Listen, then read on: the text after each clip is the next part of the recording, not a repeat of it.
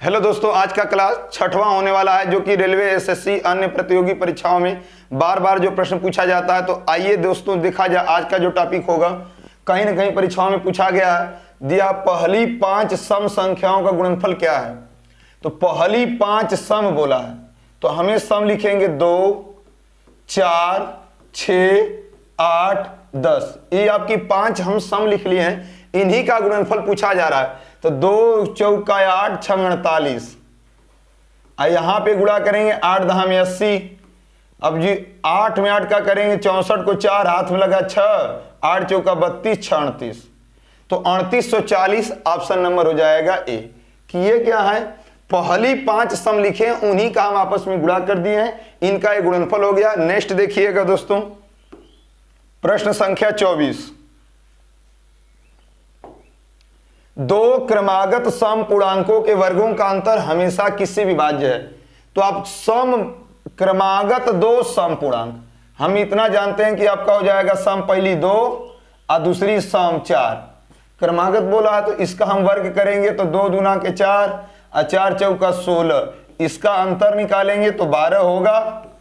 अगला निकाल लेंगे, 1 से तो चेक नहीं करेंगे, 2 कर लेंगे। 2 अगली संख्या आपकी 4 सम ले रहे हैं क्रमागत, फिर हो जाएगा 6, 4 का वर्ग हो जाएगा 16, 6 का वर्ग 36, तो अंतर हो जाएगा 20। अब देखा जाएगा 4 से दोनों ऑप्शन कट जाएंगे, 5 से 12 नहीं कटेगा, 6 से 20 नहीं कटेगा, तो 7 से 20 नहीं कटेगा, 12 भी नहीं कटेगा। 4 से दोनों ऑप्शन कट जा रहे हैं तो ऑप्शन नंबर हो जाएगा ए सही। यानी कि 2 क्रमागत सम पूर्णांकों के वर्गों का अंतर हमेशा 4 से विभाज्य होगा। नेक्स्ट देखिएगा,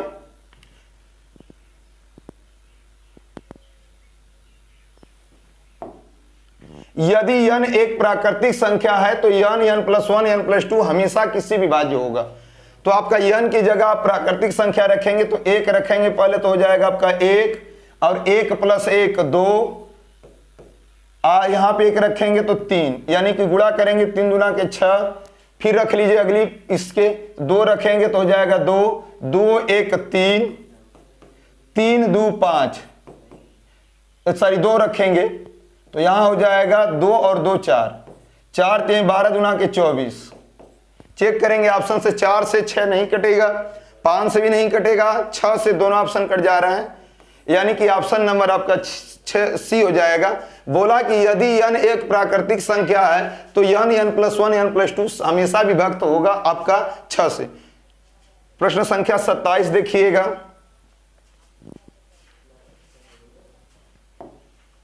50 और 90 के बीच में कितनी अभाज्य संख्याएं। 50 और 90, तो अभाज्य का मतलब ऐसी संख्याएं जिनका केवल 2 गुणनखंड हो, अभाज्य या प्राइम संख्या कहलाती है। तो आप इस 50 और 90 के बीच में बोला कि अभाज्य कितनी है, तो आप ले लेंगे 53, 51 तो 3 से कट जाएगा, 53 हो जाएगा, 59 हो जाएगा, 61 हो जाएगा, 67 हो जाएगा आपका, फिर 71, 73, 79, 83, 89। इतनी संख्या जो है इस सभी की सभी आपकी अभाज्य संख्या है। तो आप गिन लीजिए, इसे 3, 3 6 और 3 9, सभी आपकी अभाज्य लिखी गई हैं, तो ऑप्शन हो जाएगा ए। 9 संख्याएं अभाज्य हैं। प्रश्न संख्या 28 देखिएगा, बोला जा रहा है 1 से 100 तक गिनती में 5 कितनी बार आता है। 1 से 100 तक, तो हमें आपका यहां 5 लिखेंगे, 15 हो जाएगा, 25 हो जाएगा, यानी 25 में 5 आएगा, 35 में 5 आएगा, 45 में 5 आएगा। अब यहां से स्टार्ट करेंगे 50, 51, 52, 53, 54, 55, 56, 57, 58, 59, आपका हो जाएगा 65, 75, 85, 95, यानी 1 से 100 तक जितनी 5 बार आएगा सब में लिख दिया गया। तो आपका यहां से गिनेंगे तो आपका 3 और 2 5 यानी पहली में 5 हो गया, और यहां आप गिनेंगे तो 1 2 3 4 5, इसमें 2 हैं, 7 8 9 10 11, यहाँ पे 11 हो जा रही हैं, 1 2 3 4, यहाँ पे 4, तो जोड़ेंगे तो 11 5 16 4 20, यानी कि 20 बार आपका 5 आएगा। तो ऑप्शन हो जाएगा यहाँ पे बी। कहने का ये मतलब कि यहाँ पे 5 भी पूछता तो 20 बार, कोई भी अंक पूछा जाता, जिसे 4 भी पूछा जाता 4 कितनी बार आएगा 1 से 100 तक, तो भी वो भी 20 बार। 3 भी पूछा जाता तो भी आपका 20 बार। आगे देखिएगा प्रश्न संख्या 29।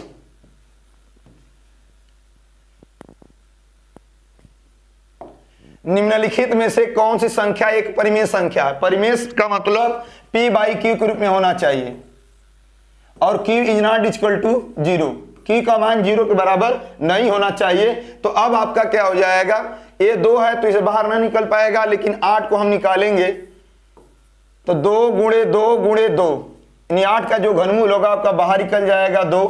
यहाँ 4 तो देखेंगे 2 गुणे 2 ही हो पा रहा है, इसका आप बन ही नहीं पा रहा 3 का जोड़ा, तो ये ऑप्शन गलत हो जाएगा।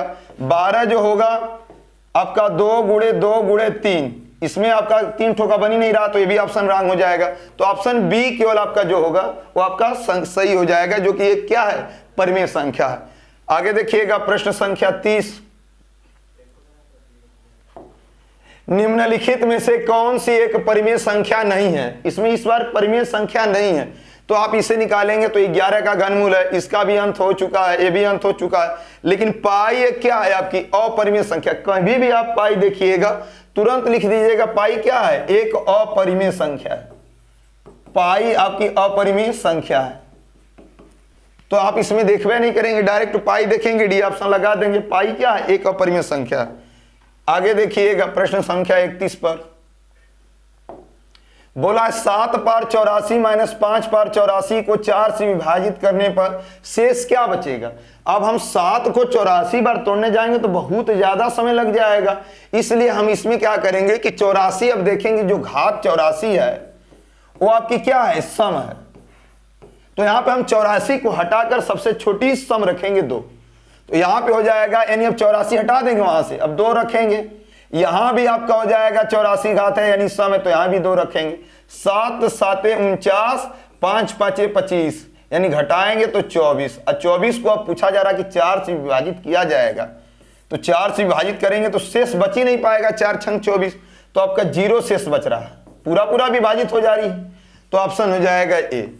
किए क्या है दोस्तों, 7 पार 84 माइनस 5 पार 84 को 4 से विभाजित करने पर शेष क्या बचेगा। तो हम इतना नहीं कि 7 को 84 बार तोड़ेंगे तो लेट हो सकता है, यहाँ पे हम देखेंगे कि सम घात है तो 2 रखेंगे, यदि विषम घात है 1 रखेंगे सबसे छोटी। आगे देखिएगा प्रश्न संख्या 32। जब हम 6 के पावर 90 प्लस 8 के पावर 90 को 100 से विभाजित करते हैं तो शेषफल क्या होगा। इस बार भी घात बहुत ज्यादा बड़ा है, तो हम 90 को अब हटा देंगे। 90 जो घात हम देख रहे हैं वो सम घात है, तो अब सम जो है घात, तो सबसे छोटी सम आपकी क्या है, 2 होगी। तो यहां पे हम लिख लेंगे 6 के पावर 2 प्लस 8 के पावर 2। घात सम कितना हो बड़ी होगी उसे आप हटा दीजिएगा, यदि विषम होगा तो वहां पे 1 रखिएगा। तो 6 का स्क्वायर 36 और 8 का स्क्वायर 64, जोड़ेंगे तो आपका हो जाएगा 100। 100 को 100 से विभाजित करेंगे तो आपका पूरा पूरा 1 कट जाएगा, तो आपका इस बार भी 0 शेष बचा, शेष आपका 0 बचा। तो शेषफल पूछ ही रहा है, तो ऑप्शन हो जाएगा सी। यानी किए क्या है कि 90 को हटा दिया गया, वहां पे 2 रखा गया, यहां भी घात 90 उसको भी हटा दिया गया, 2 रखा गया। इसे तोड़े हैं फिर 100 से विभाजित किए हैं तो शेष बच ही नहीं रहा, 0 बच रहा है, तो ऑप्शन हो जाएगा सी। आगे प्रश्न संख्या 33 देखिएगा।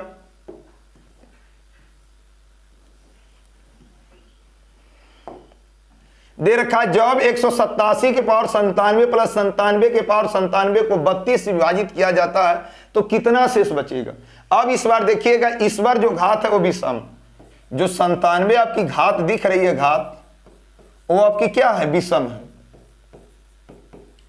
तो हम इतना पता है कि अभी इसके जगह पर एक 97 जो घात उसे हटा लेंगे, 1 रखेंगे 1, और इसके 97 की पावर भी 1 रखेंगे।